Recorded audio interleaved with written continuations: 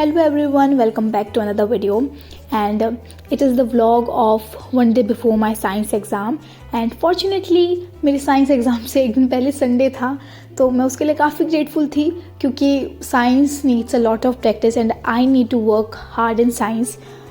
तो अभी मैं बायोलॉजी कर रही थी, बायोलॉजी का चैप्टर रिप्रोडक्शन था ये and I was watching a one shot from PW। I usually prefer PW for science और काफ़ी पुरानी वन शॉट थी, आई गेस 2 या 3 साल पुरानी, but it helped me a lot. And पहले मैं वाइट बोर्ड पे रिवीजन कर रही थी which nowadays is my favourite way of doing revision. And फिर मैंने NCERT रीडिंग की एंड देन लास्ट में I decided to make short notes जो रिवीजन के टाइम पे काफ़ी बेनिफिशियल होंगे।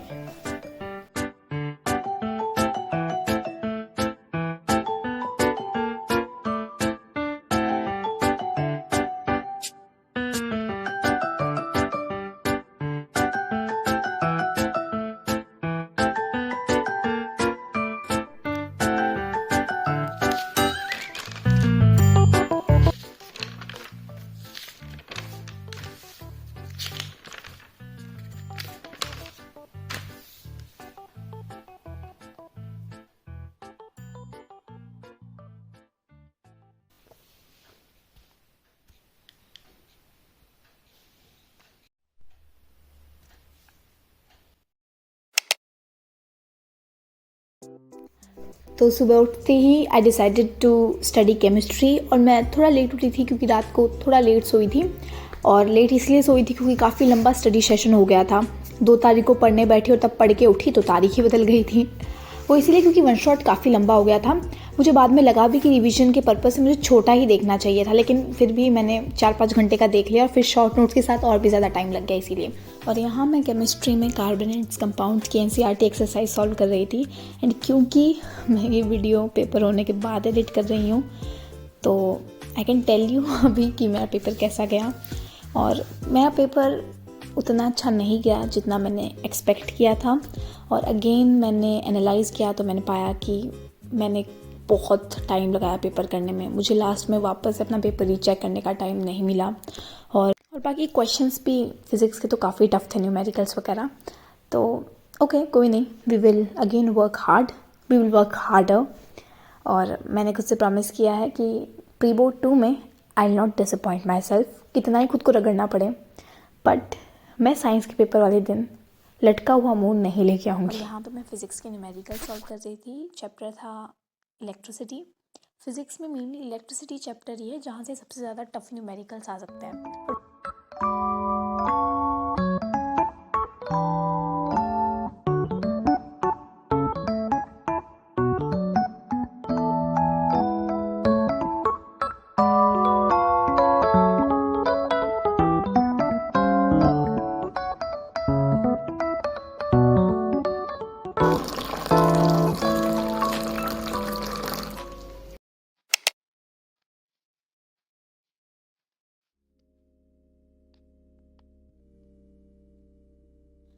तो ये रात की क्लिप है and I was revising everything before going to sleep और मुझे काफ़ी नींद आ रही थी क्योंकि एग्ज़ाम्स के टाइम हमारा जो स्लीप स्केड्यूल होता है ना वो एकदम बिगड़ जाता है, एकदम।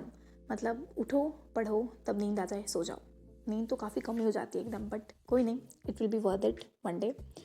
तो मैं कंसंट्रेट नहीं कर पा रही थी तो इसीलिए मैंने कंसंट्रेशन वाली म्यूज़िक चलाई। ये बस इंस्ट्रूमेंटल साउंड थी, सिंपल इंस्ट्रूमेंटल साउंड्स जिन्होंने मुझे काफ़ी कंसंट्रेट करने में हेल्प की क्योंकि हम उससे एक लय और ताल में पढ़ते ही चले जाते हैं।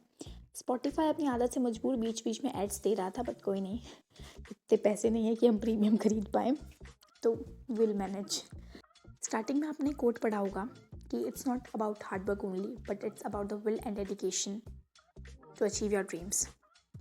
ये कोट मेरे माइंड में तब स्ट्रक किया जब मैंने पिछले 2-3 दिनों में 1-2 ऐसे कमेंट पढ़े। 10th में इतना कौन पढ़ता है, हम तो 2-3 लास्ट के 2-3 महीनों में भी पढ़ के 90+ ले आए थे, कौन पढ़ता है 10th में। तो ऑफ कोर्स सही बात है, 10th में हमें इतना स्ट्रेस नहीं लेना चाहिए, इन्जॉय करना चाहिए। मैं तो खुद ये कहती हूँ, मैं खुद बहुत इन्जॉय करती हूँ, लेकिन जो मैं कहना चाहूँगी वो ये है कि 10th असाइनमेंट्स के लिए नहीं है कि हम असाइनमेंट्स के बोझ के तले दब जाएं। 10th स्ट्रेस लेने के लिए भी नहीं है कि एग्ज़ाम है, ये है, वो है। 10th is just about testing your self. 10th is just about preparing your self for the competitive world. आगे जाके इतना कंपटीशन आने वाला है, उसके लिए खुद को तैयार तो पहले करना पड़ता है ना। सो 10th is about testing your potential, 10th is all about preparation.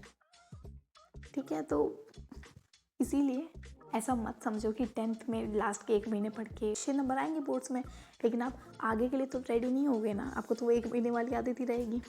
तो ये मतलब take it in a positive way. ये जस्ट मेरा ओपिनियन था, मेरा मानना था।